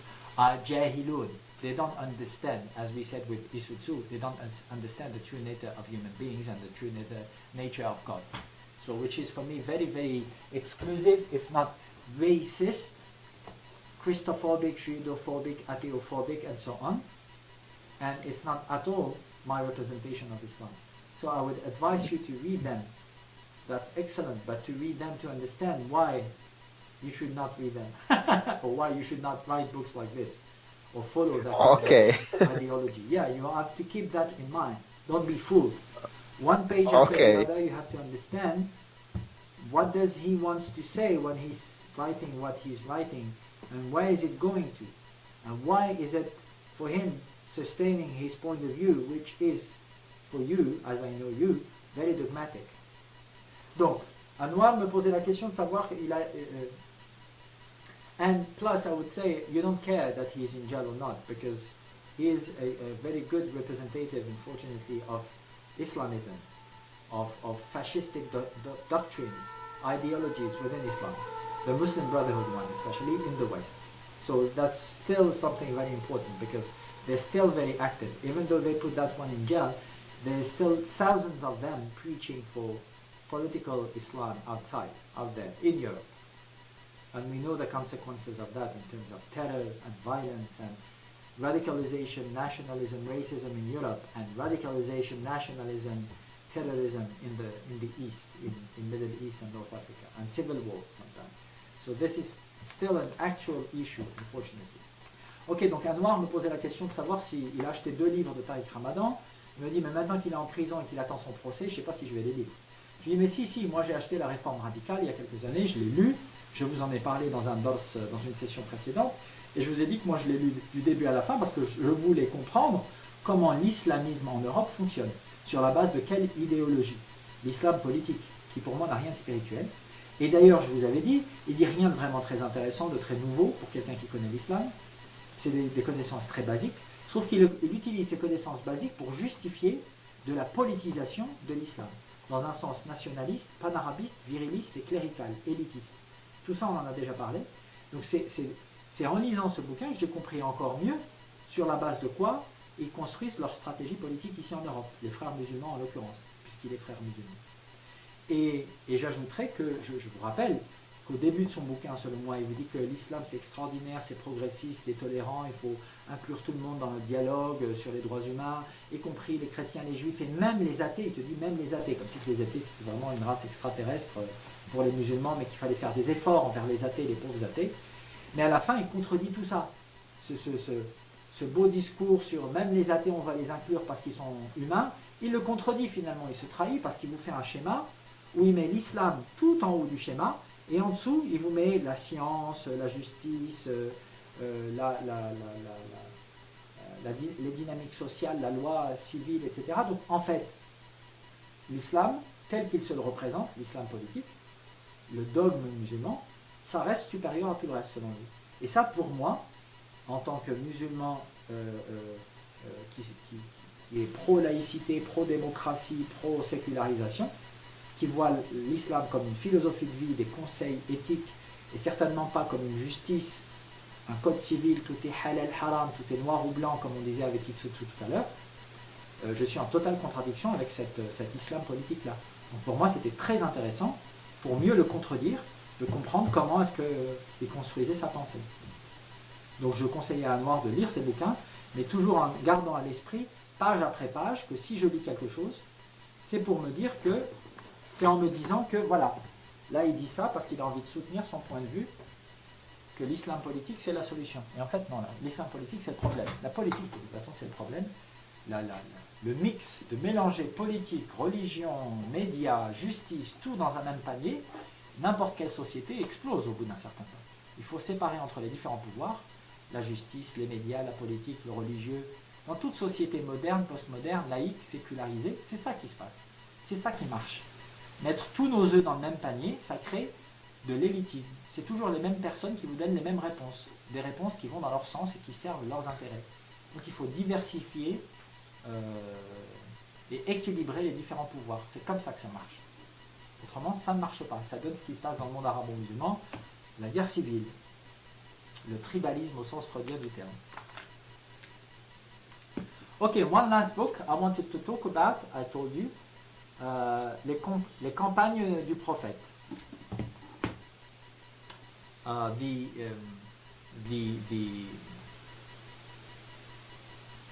companions? No, not the companions, not at all. Ghazawat al-Rasul, alayhi salatu wasalam, in Arabic. Ghazwa, which is a campaign, a military campaign, to defend your tribe, to defend your community, whatever. So that's a very, very interesting book, because he's a bit panegyric also. That book has been published in Lebanon, by an Islamist publishing house, for sure. But even though he's a bit too positive about the life of the Prophet and the Islamic ethics, not enough critical, not enough objective, contextualized, but still, that book is giving us a lot of very interesting elements about interfaith dialogue and secularism that we can use to sustain our point of view about secularism and interfaith dialogue and dialogue between different communities, faith-based or not faith-based communities, and so on. Because he starts presenting the fact that after the Prophet, peace be upon him, left Mecca, because they were fighting them and torturing them and putting them in jail and killing them and starving them, after 3 years, he decided to go to Medina, which is a city that welcomed Muslims, the Muslim community, telling them, we can give you shelter and we can work together and build a new social dynamic together. And that's what happened, thanks God. So he said in the chapter 3, page 151, he recalls that episode while Al-Ahzab, coalition of Arab tribes wanting to kill once and for all Muslims, went to Medina after they started being a state city on its own, independent from other state cities like Mecca. It was a concurrence, it was making concurrence to the other cities. So they wanted to kill all the Muslims, to erase them from the surface of the earth. And that was one of the biggest fight between Muslims and non-Muslims at that time, at the time of the Prophet. And he has some ethical advices that we can get from that, from that fight, according to the author. And that's something I would like to reflect upon with you in the next 15 minutes. Ok, donc le dernier livre dont j'aimerais vous parler, c'est Les campagnes du prophète, parce que dans ce livre qui, pour sûr, parle beaucoup, est assez panégyrique, pas assez objectif, n'est pas assez contextualisé, etc., etc., mais il a été publié au Liban, donc vous imaginez que c'est quand même un bouquin très dogmatique, mais quand même, il y a une richesse de sources scripturaires, des hadiths, des versets du Coran qui nous parlent de l'éthique du combat selon le prophète des musulmans, qui est intéressante, sur laquelle on peut réfléchir. Et donc, il nous parle de cette période où le prophète, après avoir, certains musulmans été emprisonnés, torturés, tués, ont refusé de leur donner à manger ou de leur vendre de la nourriture. Pendant 3 ans, ils ont été en grande difficulté à la Mecque, les musulmans. Donc la communauté musulmane a dû procéder à l'hégire, le hijra, et ils sont partis de la Mecque à Médine, une ville qui, selon la tradition, les a accueillis à bras ouverts en leur disant, mais nous on a besoin de vous, on a besoin d'énergie positive, de renouveler nos contacts à l'international, on pourrait dire, parce que chaque cité était un État en soi à l'époque. Donc venez vivre chez nous, on va travailler ensemble. Et c'est ce qui s'est passé, vraisemblablement ça s'est plutôt très bien passé au début à Médine. Mais vous aviez une coalition qui s'est constituée avec toutes les tribus, enfin plusieurs tribus arabes qui n'étaient pas musulmanes, qui ne voulaient pas laisser l'islam se propager, et qui se sont unis pour aller combattre les musulmans qui avaient fui, qui s'étaient installés, qui commençaient à vivre en paix à Médine, pour les tuer, pour les éradiquer, selon la tradition, les éradiquer de la surface de la terre. Et donc il y a tout un tas d'axiomes, de recommandations éthiques, de règles éthiques du combat, de self-defense fight, ethic of fight, de l'éthique de l'autodéfense qu'on pourrait tirer selon l'auteur de ce livre. C'est pour ça que je voudrais vous en parler dans les prochaines 10 minutes qui nous restent.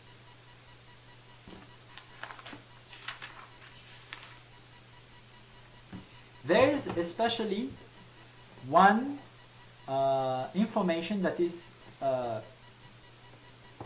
explained in that book, and that's what I like that book very much. It's about Jewish people.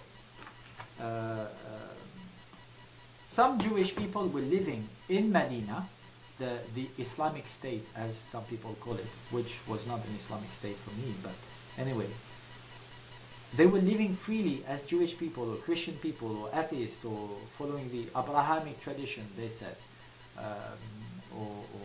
and so on, and they were living in peace.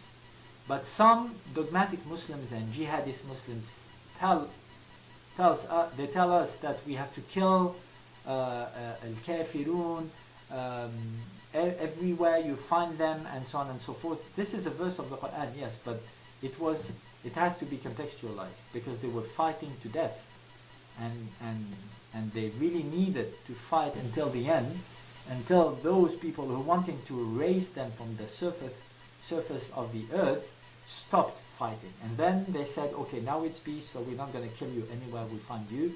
It's peace again, because they had peace, and that peace has been broken by non-Muslims who tried to after years and years of peace, to kill all Muslims. So that's the context of that verse. You have to kill the non-Muslims everywhere you find them, and so on. So it's like a war now. We have to go all the way to war. If you want war, we're going to defend ourselves and fight you anywhere, because you don't let us live in peace. That's the meaning of the verse. But outside of its context, that verse is used to kill anyone that is non-Muslim. That's the understanding of dogmatic jihadist, radicalized Muslim nowadays. So that's something he talks about. And once again, Jewish people, Christian peoples are our brothers and sisters, and the Qur'an says that they are praying God, and God will reward them after this material, physical life, and so on and so forth. So there's plenty of verses which are very clear that other people from other faith, human beings from other faith, following other traditions, are not going to go to so-called hell, and they are as human as we are. So that I like very much about that book. Okay, let me just breathe. I'm exhausted.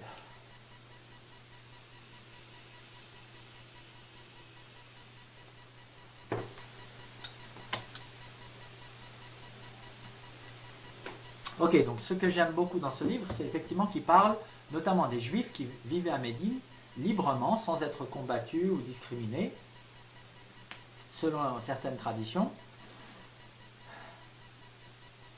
y compris quand Médine est devenue un soi-disant État islamique. Pourquoi? Pour moi, il n'y a pas d'État islamique, c'était même pas un État, c'était une cité-État. Mais bon, peu importe, le fait est qu'il y avait une diversité de religions dans Médine, même quand le prophète, alayhi salatu wassalam, a été désigné gouverneur, entre guillemets, ou leader, chef de cette tribu à Médine. Contrairement à ce qu'on nous dit la plupart du temps. Donc déjà, ça c'est une information importante. Et il revient sur ce verset qui dit, en gros, tuez les non-musulmans où que vous les trouviez. Et donc les djihadistes utilisent ce verset en disant, vous voyez, il faut tuer tous les non-musulmans, quelle que soit l'époque, le temps où vous le trouviez, ce sont des ennemis. En fait, non, il y a plein d'autres versets du Coran qui disent que les chrétiens, les juifs, les non-musulmans, Dieu leur donnera leur rétribution après cette vie physique, matérielle, dans ce qu'on appelle généralement le paradis, même si c'est une métaphore selon moi. Et de manière générale, les non-musulmans sont considérés comme des êtres humains à part entière, avec des droits à part entière, et ne sont pas considérés comme des sous-citoyens de cet État à Médine. Ils payent une taxe qui n'est pas la même taxe que les musulmans. Bon, on discute beaucoup là-dessus en général, mais les musulmans payent une taxe aussi. Hein, donc, voilà. Et puis, à travers l'histoire du monde arabo-musulman, il y avait des non-musulmans qui étaient jusque Premier ministre, vizir, gouverneur, ministre des Finances, enfin bref. Donc, ils n'étaient peut-être pas sultans parce que ce n'était pas la majorité, et que la famille régnante était musulmane par définition, dans des États féodaux, dans des États organisés de manière quand même très centrale et très virile finalement, très élitiste, mais c'était moins élitiste qu'au Moyen-Âge à la même époque. Enfin bref. Donc, Ça, c'est une information déjà importante, le fait que quand les coalisés ont essayé de tuer les musulmans après une période de trêve, oui, il y a un verset du Coran qui dit il faut tuer tous les non-musulmans s'ils vous combattent, où que vous les trouviez, etc. Mais c'est dans un contexte de guerre, après une trêve qui a été rompue par les non-musulmans qui se déclaraient ennemis de tous ceux qui étaient musulmans. Mais une fois que la paix a été conclue, ensuite ils ont conclu la paix de nouveau, une trêve de nouveau, et ils respectaient les non-musulmans, y compris à Médine. Second point, very important point, those who were living in Medina, non-Muslims, were also fighting according to him to defend Medina. So it was not a religious fight, it was a fight to survive against someone who's trying to kill you just because you're living in that city. You know what I mean? So that's also something very important. It's not about religion, it's about survival. That's when you have the right to kill your enemy, to defend yourself according to the ethics, Islamic ethics of the 7th century. So we still can discuss about fighting someone and killing someone who wants to kill you. Maybe some people could choose not to do it and to be killed instead of killing the enemy, but at that time they have chosen to defend themselves because the Prophet was pressured by his companion telling him, we have to defend ourselves, we cannot flee away to another city again like you told us to do, and so on and so forth. So it was very clear, that it was self-defense after years and years of non-violence defense, which did not work according to the Muslim community. They said enough is enough, now we have to defend ourselves, but after years of non-violence resistance. Ok, donc élément important aussi, c'est qu'il y avait des non-musulmans à Médine qui défendaient aussi la ville. Donc c'était pas une guerre de religion, ça c'est très important de le retenir. C'était une guerre pour défendre Médine, la ville. Donc on peut toujours se dire, ça c'est important, c'est un argument très fort. On peut toujours se dire qu'ils auraient pu choisir autre chose, de fuir encore dans une autre ville, mais enfin c'est sans fin. Et puis c'était après des années de résistance passive et non violente. Il y a des traditions qui disent que certains compagnons du prophète lui ont dit ça suffit, il faut nous défendre, etc., etc. Même s'il faut tuer notre ennemi, il faut y aller. Et c'est à partir de ce moment-là, après des années de résistance passive, non violente, que le prophète a décidé de se dire oui d'accord, on peut peut-être se défendre, même s'il va y avoir des morts, malheureusement, il faut défendre nos femmes et nos enfants, etc. Enfin nos femmes et nos enfants. Il y avait aussi des femmes qui combattaient sur le champ de bataille d'ailleurs, qui défendaient leurs hommes. Voilà, donc ça, ce sont des arguments qu'il faut retenir. Last point, there is a hadith saying that the Prophet, peace be upon him, was fighting a Jewish tribe, a tribe that is, the majority of them were Jewish people. Okay, and one tradition said that when he fought them, after he won the fight, he killed everyone, even the women, even the children, and so on. But there are so many traditions contradicting the fact that he didn't do it. So we don't have to keep that weak, unauthentic, probably apocryphal tradition according to his research, the author, and forget about the fact that Jewish people were living even in Mecca in peace, And some people were fighting the Prophet, peace be upon him, were very harsh about him, but he never fought them because they were Jewish. He fought them because they were trying to kill him and his community. So once again, it's not about religion, it's about survival and self-defense. That's the ethic of Islam, understood by the first Muslims, Arab Muslims, 7th century in Arabia. And to finish about that, there's a tradition saying that yes, he killed the leaders of that Jewish tribe, but the others went to another city to live with their cousins who were also from that religion. They were also Jewish people in another tribe, and they survived. They had no problem with that, but with Muslims later on, and so on and so forth. Because years and years later, the author said, we still find people from the same families who were in that tribe, who were supposed to be killed entirely, living in another city, a Jewish city, later on. So it's also another proof, historical proof, not only in terms of hadith, but also historical proof that that tribe survived. It was just impossible for them to continue fighting the Prophet like they used to do before. Ok, donc un dernier élément, c'est qu'il y a un hadith qui dit que à un moment le Prophète alayhi salatu wassalam était en guerre contre une tribu qui était majoritairement juive.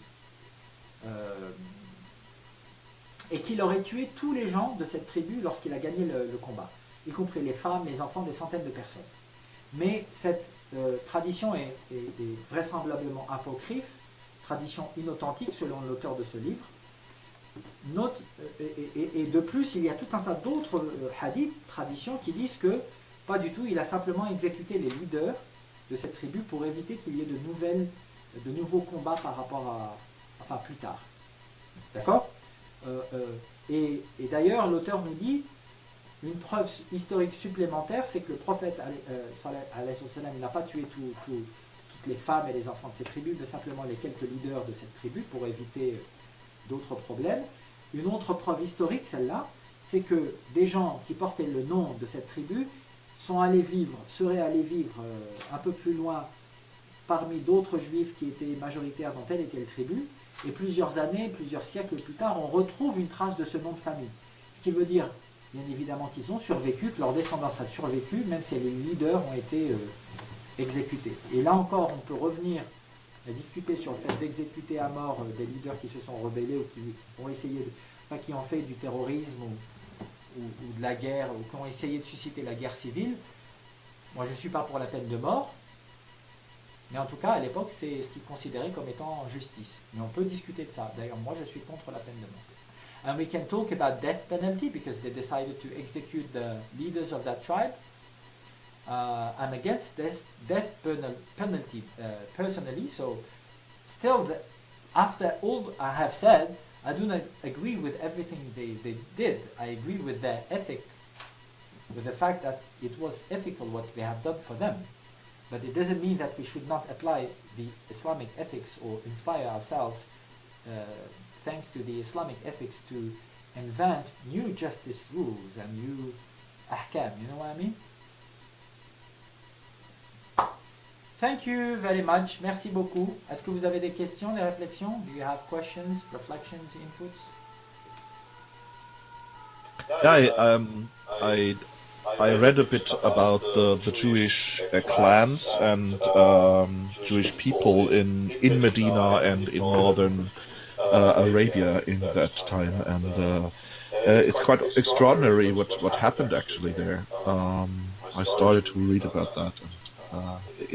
In my opinion, it's also an optional blueprint for how to deal with other religions and to live together as a community beyond religion. Like for example, here in Germany, we have the discussion, of course, that there's not only Islam but of course Christianity and Judaism. And so the idea is of a lot of Islamist people is, of course, that the other religions are minor, and actually the very first larger community was consisting of a diverse situation, as actually a situation where the Jewish people in Medina were in the situation as, for example, Muslim people in Germany right now in regard to numbers. So yeah, that's in my opinion, it's a topic which is really interesting to read on. Yeah, and which we can use to fight back the actual so-called Arab Muslim anti-Semitism, Judeophobia that is supposed to be part of our culture, of our religion, supposed to be a duty, which is all bullshit. It's just the opposite that the Prophet, peace be upon him, did. He lived in peace with them, he had a dialogue with them. Yes, he had some problems with some of them, but he didn't condemn them entirely, just because they were Jewish.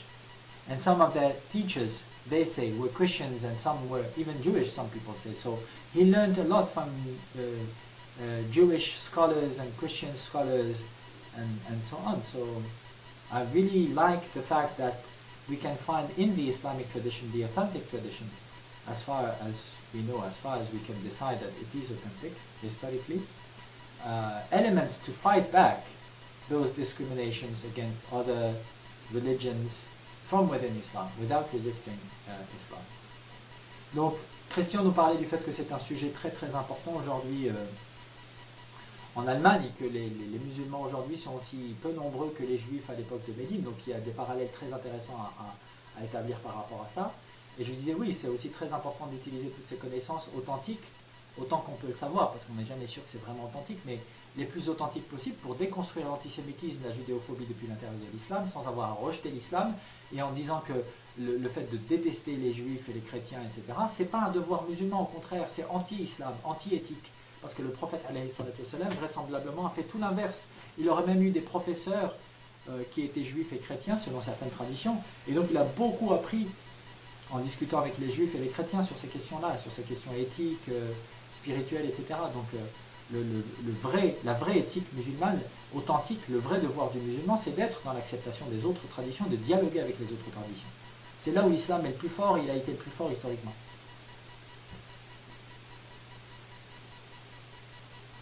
Anything to add? Yes. Yes, please. In so many discussions I've attended, I hear a lot of statements saying that as a Muslim we have to follow Islamic values. So the word Islamic values, this is something that actually I'm still trying to connect the dots. I mean, from our discussions, we were talking about universal values, for example, like mercy, respectful, equality, justice, and so on. So that's what I want to believe, that this is the Islamic values. But then today we also have a discussion that Islamic ethic or ethic in Islam is adapting to the society. So it has to adapt to the development of the society itself, which means in each society there will be different ethics. So now I'm trying to connect the dots again. What does that mean for, you know, the word of Islamic values? If, let's say, in different society we will have different ethic, and in different times we also have different principles as well. So I'm still thinking about that.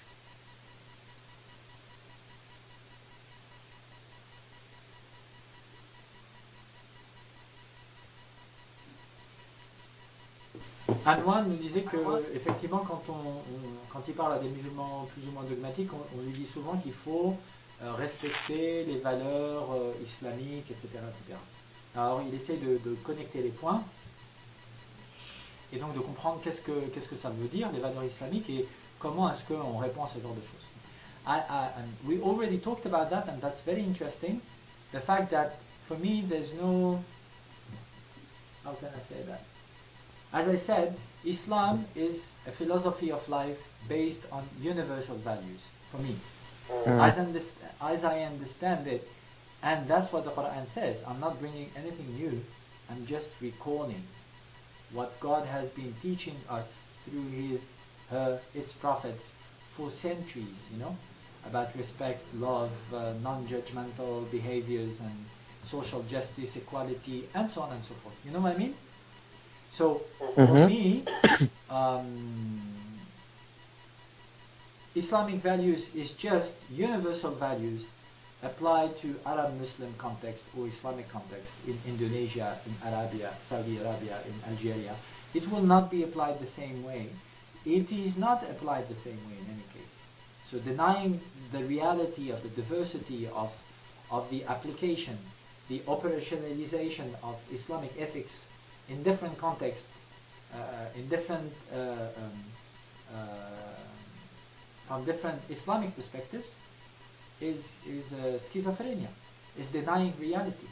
We don't have all of us the same representation of the Islamic ethics because it's not applied the same way already. But the universal human values are the same for all of us for centuries now. Rights, respect, well-being, that kind of things that we talked about before. So those people are trying to make it different so different that nobody can understand but them. Not even in Muslim communities. You could not understand if you didn't study with that sheikh, if you didn't read that book. This is ignorance. This is jahiliyyah that we were talking about. Ignorance of the true meaning of Islamic ethic, of Islamic values. Islamic values is another way to say universal values, human rights, apply to Arab Muslim context. Yeah. That's it.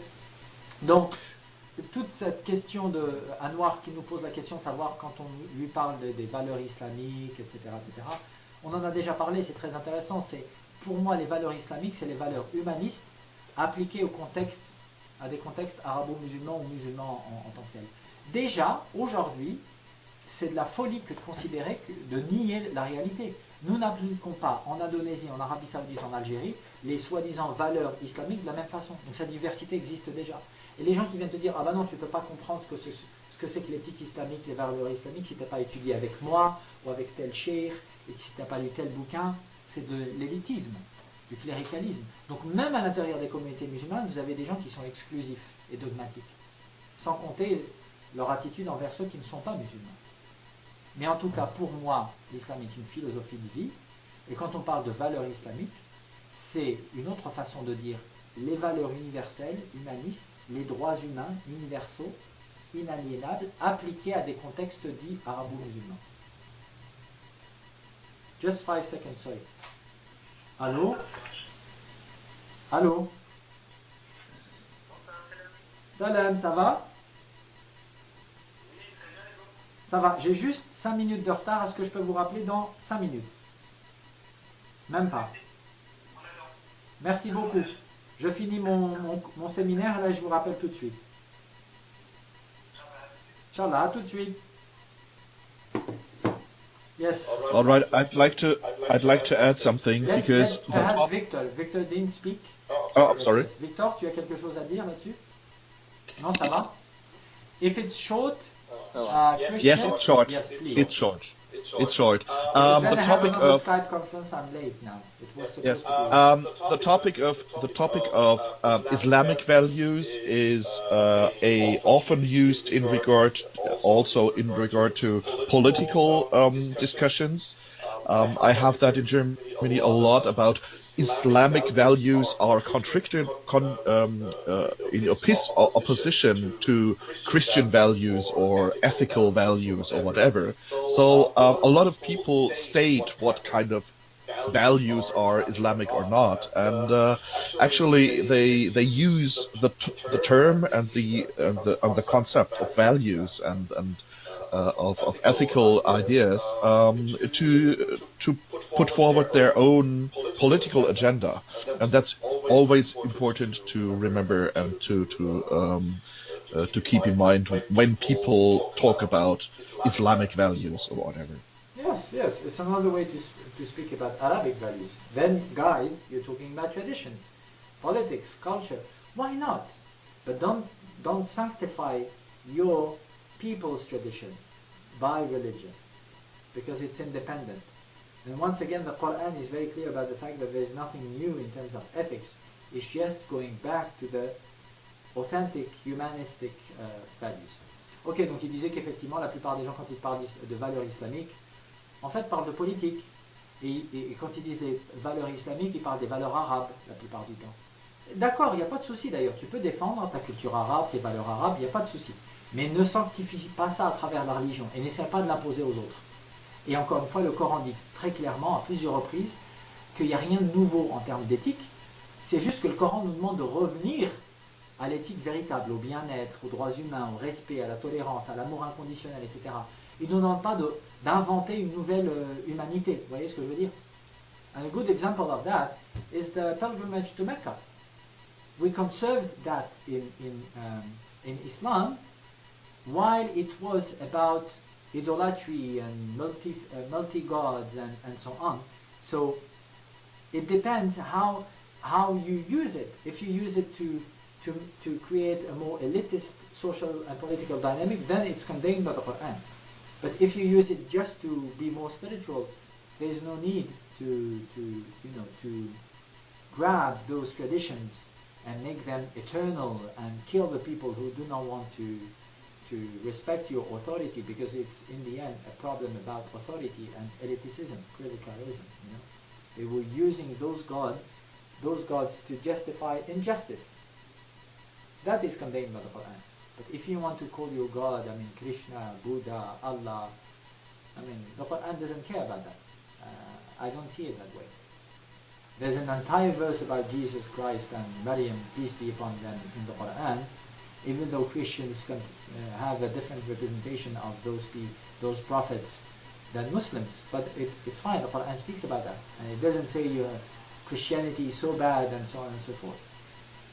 And the Quran speaks about Buddha also, and the Buddhist tradition, Dhul Kifl. We talked about that a few sessions ago. So the fact that, yeah, even though that prophet, peace be upon him, was having a different representation of the divine through different gods and meditation about different aspects of God and so on and so forth, but he was still believing in the divine within us. That's important. And Dhul Kifl is in the Quran also. Ok, il y a aussi des versets du Coran, je lui disais, qui parlent de Bouddha, de différentes représentations du divin. Certaines personnes disent qu'il y a différents dieux ou différents aspects du divin, ils leur donnent différents noms. Pourquoi pas? C'est aussi dans le Coran. Il y a tout un verset du Coran qui parle de Marie et de Jésus, et le Coran ne dit pas que la chrétienté, la paix et la bénédiction soient sur ces prophètes, Bouddha, Jésus, Marie. Il ne dit pas que ces traditions sont mauvaises. Mais si à la Mecque, ils ont critiqué l'idolâtrie, c'est parce que l'idolâtrie servait l'injustice sociale, servait l'élitisme, l'esclavage, etc. Mais on a gardé le pèlerinage à la Mecque. Et continue de faire le pèlerinage à la Mecque. Donc telle ou telle tradition, pourquoi pas, si ça nous permet d'être plus spirituel, mais de faire de la tradition un cléricalisme, un élitisme, un outil d'exploitation et d'oppression, c'est ça que le Coran critique. Okay, my computer is frozen. Do you hear me? Hello? Yes. Yes. Okay. Yeah, the image is frozen. Anyway, I think we have to stop here. I'm very late. Thank you very much. Merci beaucoup d'avoir écouté. Je vais remettre tout ça sur YouTube. Thank you. Welcome. Thank you. Thank you very much. سبحان ربك And رب have a العزة nice عما weekend. يصفون وسلام على المرسلين والحمد لله رب العالمين. Peace be upon messengers. Thanks God for all its blessings, and thank you for your beautiful energies, brothers. La paix soit sur les messagers. Merci mon Dieu pour tous tes bienfaits innombrables, et merci à vous d'avoir apporté tant d'énergie positive. C'était une très belle session. Once again, it was a beautiful session. Thank you so much. See you. Salam. Bye bye. See you. Salam. Bye bye.